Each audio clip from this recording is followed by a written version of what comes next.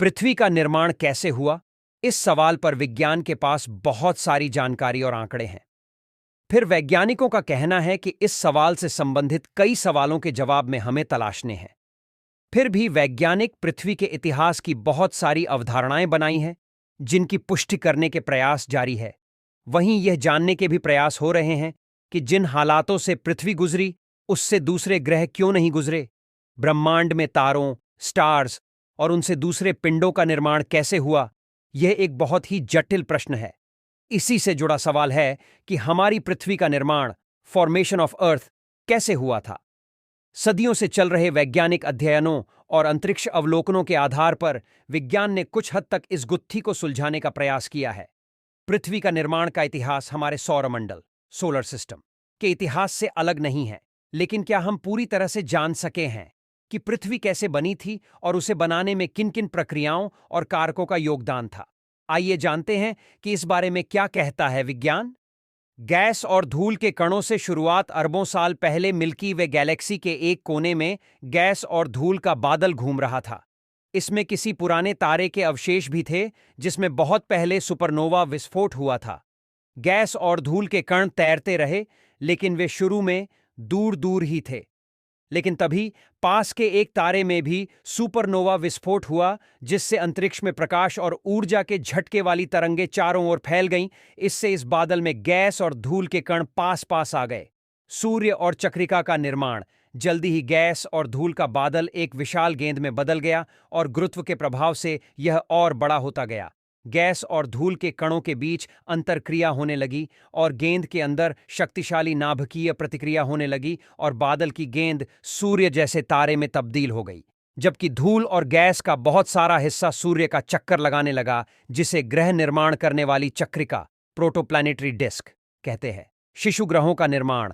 कालांतर गैस और धूल कण फिर पास पास आने लगे और ग्रह निर्माण की प्रक्रिया शुरू हो गई।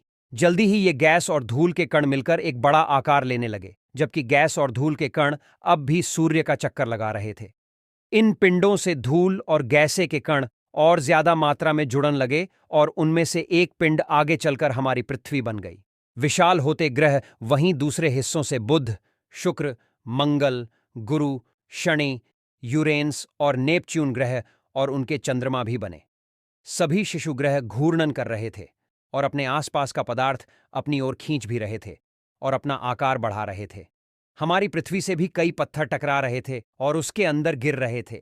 इस पूरी प्रक्रिया में उसका पदार्थ गर्म होता गया और वह पिघली हुई चट्टान की एक विशालकाय गेंद बन गई।